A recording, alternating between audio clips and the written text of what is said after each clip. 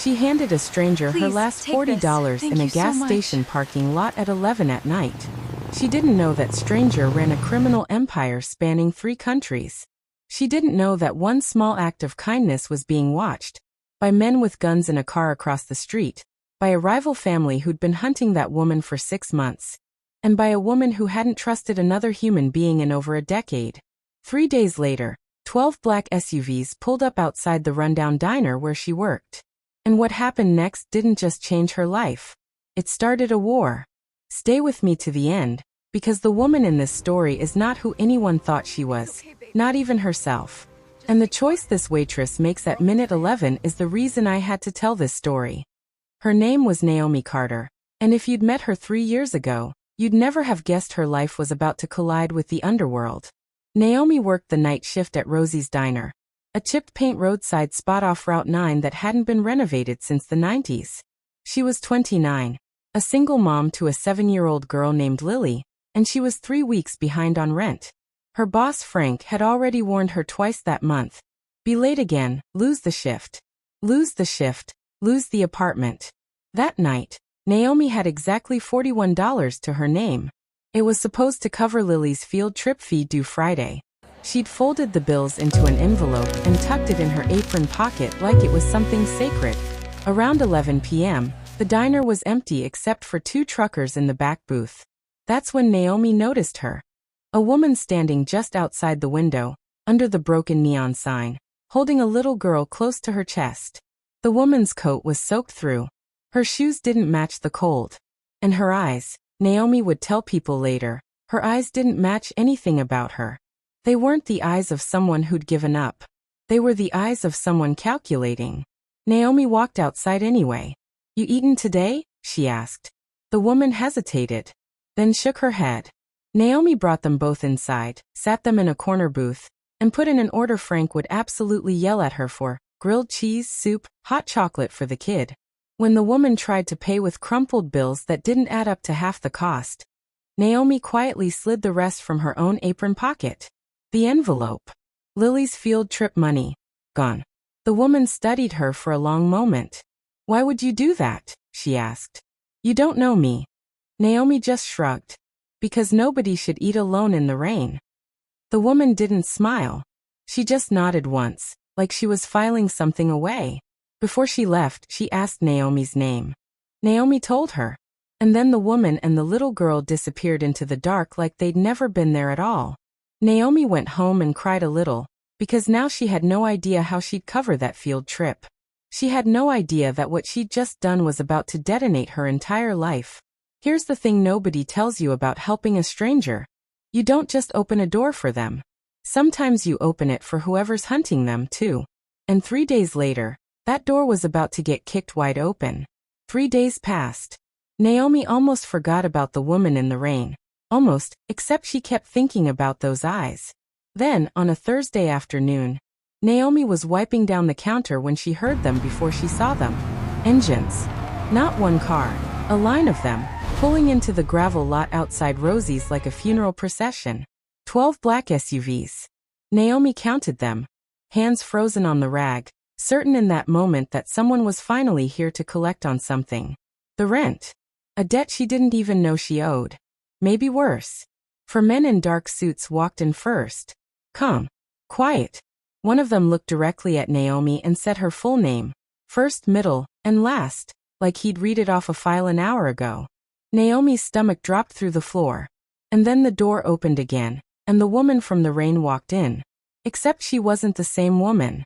Gone was the soaked coat and the mismatched shoes. She wore a tailored black coat that probably cost more than Naomi made in a year. And she walked like every square inch of the room already belonged to her, because as Naomi was about to learn in certain circles, it did. My name is Elena Voss, the woman said. 3 nights ago, you fed me and my daughter without knowing who we were. I need you to understand exactly who that was. Elena Voss. If you don't recognize that name, you're about to.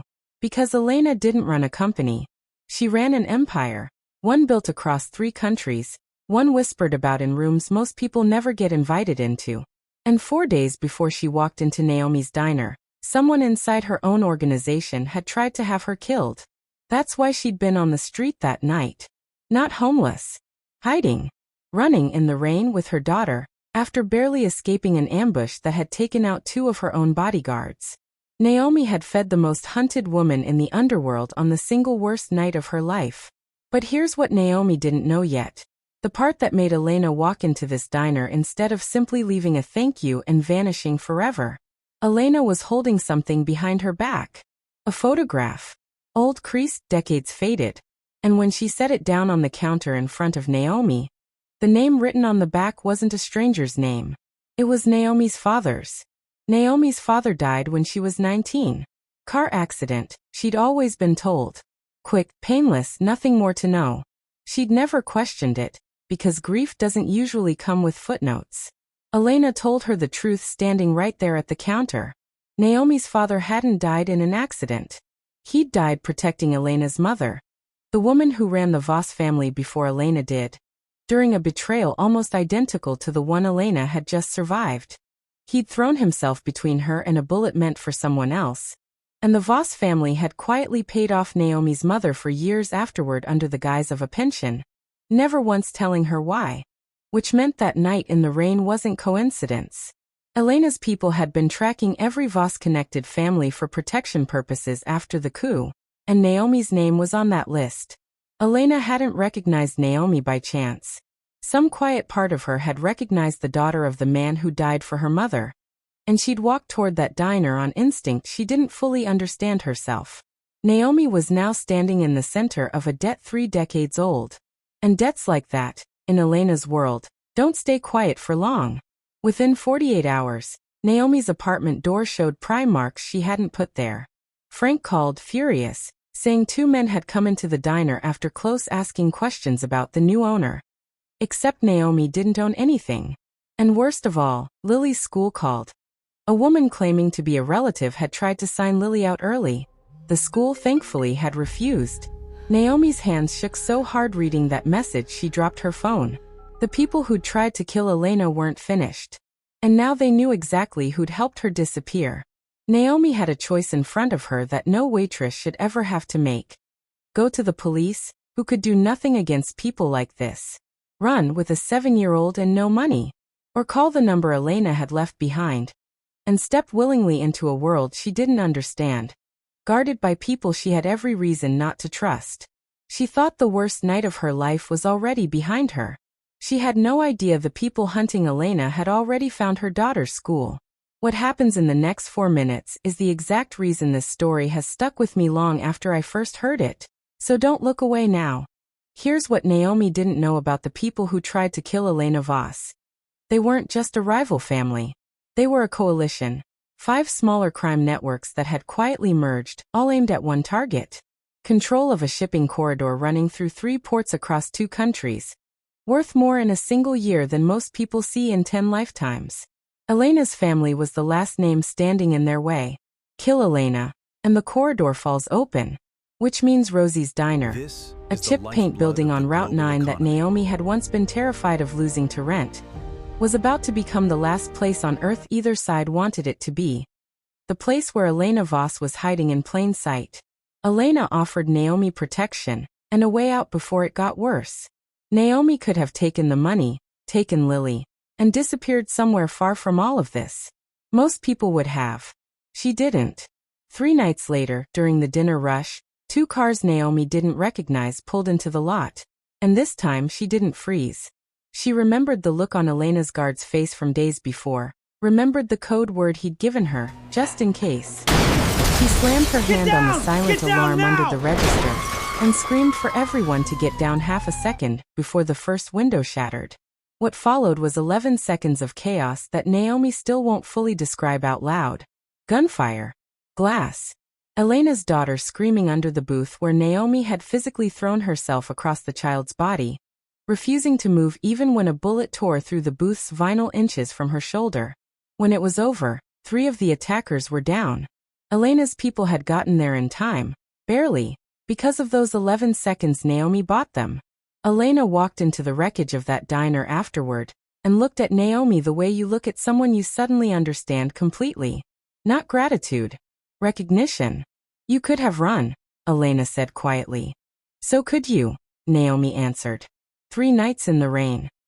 Something in Elena's face changed in that moment. Something that told Naomi this wasn't just about a debt anymore. Here's where the story takes the turn nobody saw coming. Elena didn't just pay off Naomi's debts, though she did that within the week. Rent, every bill, gone quietly, like it had never existed. She didn't just rebuild the diner, though the new sign went up within a month, fully renovated, somehow never short on customers again. What Elena actually did was rarer than money. She made Naomi untouchable. In Elena's world, that single word carries more weight than any amount of cash ever could. It means every family, every rival, every person who ever crosses Elena's path now knows Naomi Carter, and her daughter are protected, permanently, by the Voss name. The same protection Elena's own bloodline carries. And there's one more thing Elena said before she left that diner for the last time. Something Naomi has never repeated to more than a handful of people. She said the coup against her hadn't just been about money or territory. It had been about loyalty, about how almost everyone close to her had eventually been bought. And in 30 years of running an empire, the only person who had ever helped her with absolutely nothing to gain was a tired waitress with $41 to her name. Elena Voss runs that empire today, stronger than before, the coalition that came for her scattered and broken. And somewhere on Route 9, a diner that should have closed 3 years ago is thriving, with an owner who still works the counter most nights, who still says nobody should eat alone in the rain. So here's what I want to know, and I mean this honestly. If a stranger knocked on your door tonight, soaked through cold, holding a kid in her arms, would you have done what Naomi did? Or would you have done what almost all of us would actually do, and closed the door?